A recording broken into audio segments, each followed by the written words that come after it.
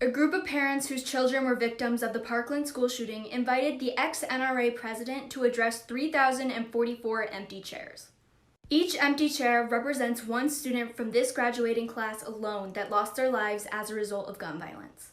This man is a strong gun rights activist and thought he was giving a practice rehearsal speech for a graduation. Instead, he was addressing the lost class of 2021. And the results are chilling and devastating. Here's the video. Was the two-time president of the National Rifle Association. He continues to be a staunch defender of your Second Amendment right to keep and bear arms. Therefore, it is my privilege to introduce to you David Keene. Let me begin by telling you what an honor it is to be here to help celebrate your graduation.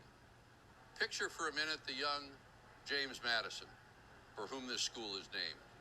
This year you focused on one of the most important of Madison's amendments, the Second Amendment. There are some who continue to fight to gut the Second Amendment. But I'd be willing to bet that many of you will be among those who stand up and prevent them from succeeding. 911 emergency. Defending it is a challenge and a duty that Americans like you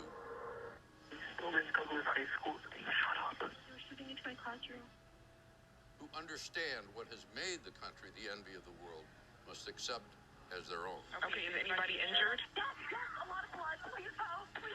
An overwhelming majority of you will go on to college, while others may decide their dream dictates a different route to success. School. Okay, do you know how many people are injured? So my advice to you is simple enough. Follow your dream and make it a reality. My son is in Stillman Douglas. My daughter just texted me from school. She's at Stillman Douglas. And never for a minute doubt that you can achieve that dream. Thank you.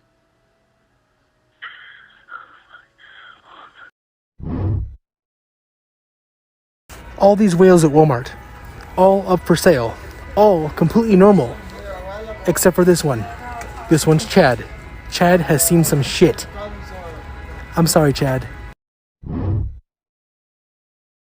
Island here is North Sentinel Island, and you're not allowed to visit it. There's a few reasons why, but first it's important to know that North Sentinel Island is part of the Greater Andaman Islands, which are in the middle of the Bay of Bengal, roughly 1,300 kilometers away from India and 300 kilometers away from Myanmar. Except for this tiny bit here, the rest of the islands are governed by India, and that includes North Sentinel Island right here. The people who inhabit the island are known as the Sentinelese, and even though their island is technically a part of India, they've probably never even heard of India, or anywhere else for that matter. You see, the Sentinelese are one of the very last remaining groups of people on Earth that have remained virtually untouched and uncontacted from modern civilization. They live a hunter-gatherer lifestyle, surviving from fishing, hunting, and gathering plants, similar to how all of our ancestors lived tens of thousands of years ago in the Paleolithic era. If the real world was like a game of Civilization 5, then the Sentinelese would not have even discovered agriculture yet, which is the very first tech that you research in the game. They also have still not discovered a way of producing fire, so they've been pretty isolated from the rest of human history and culture for untold thousands of years. The strange thing about this society, though, is how close it exists to the modern world. The island is only 50 kilometers away from Port Blair, a modern city home to over 100,000 people with an international airport, a major naval base used by the Indian Navy, and the seat of government for the Andaman and Nicobar Islands territory. The way this situation came to be is rather interesting. The first known contact between the Sentinelese and the outside world wasn't until the year 1867. In that year, an Indian merchant ship crashed on a reef near the island. The crew escaped to the beach and were attacked by the locals, who were seeing the first other humans in their entire civilization's history. They survived when another passing ship rescued them, and periodic contacts were made by the British until 1887. From then on, nobody from the outside world managed to make contact with them again until in 1970, when the Indian government sent a group of anthropologists who spotted them on the beach. Tragedy struck in 1974, when a National Geographic team went to the island to shoot a documentary and got attacked by volleys of arrows as their boat got too near the beach. The director was struck by an arrow in his thigh, and the crew retreated afterwards. In 1981, a ship wrecked itself on the north side of the island, which can still be seen there today on Google Maps. They radioed for urgent help after they spotted the Sentinelese building boats on the beach armed with javelins and arrows, but help didn't come for 2 weeks. Eventually, they were all rescued by helicopter, and the first actual peaceful contact between them and the outside world finally occurred in 1991 with a group of Indian anthropologists. But the Indian government decided to stop any further expeditions to the island in 1997 out of fear of introducing diseases that the Sentinelese would have no immunities against, like what happened in a few other places around the world previously to this, and just because the risk of getting attacked by them was considered too great. They survived the Indian Ocean tsunami in 2004 after Harry Bright.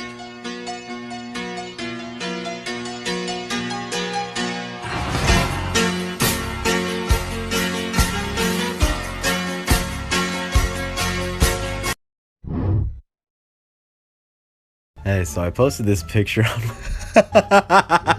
on my Instagram, and you guys are so funny. You guys, I'd lick that head clean. who called me Two Punch Man?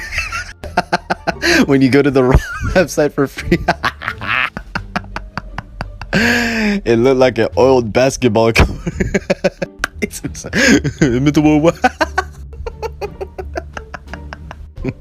Family. That's not an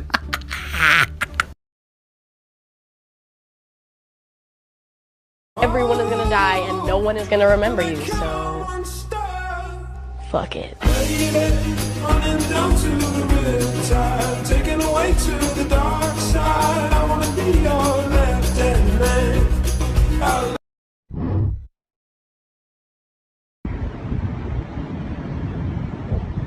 Oh my god.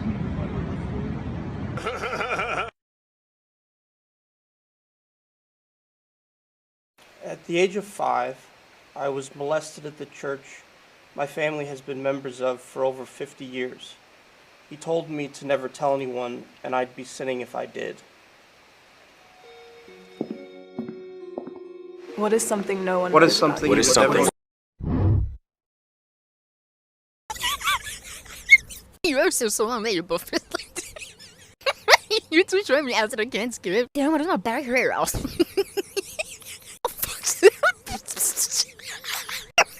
Photographer say cheese. Like those are. You have to imagine the funeral of a person who's. My back hair moves a bit.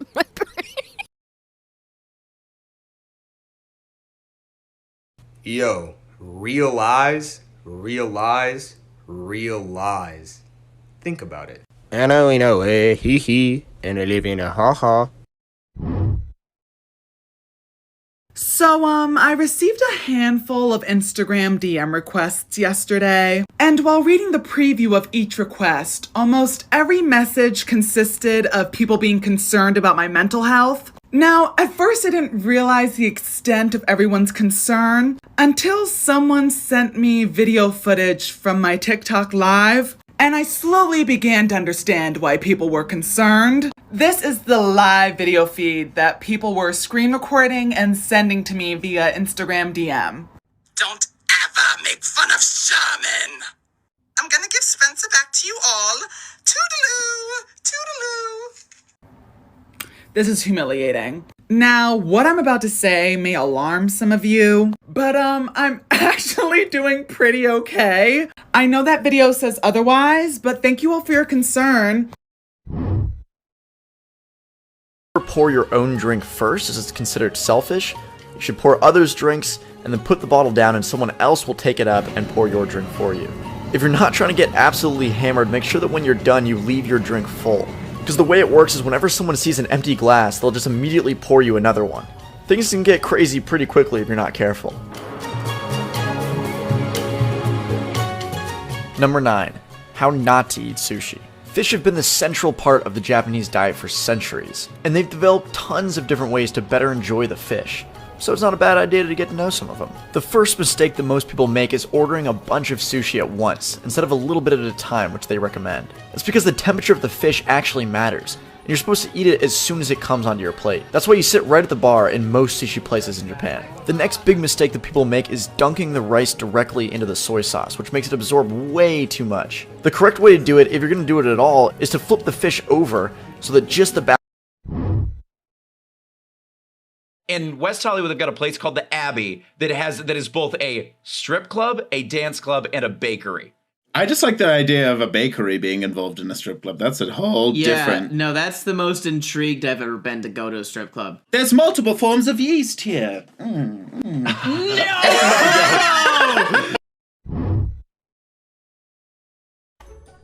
No! Son of a fuck! Would the ancient Romans recognize Rome today? Short answer, yeah.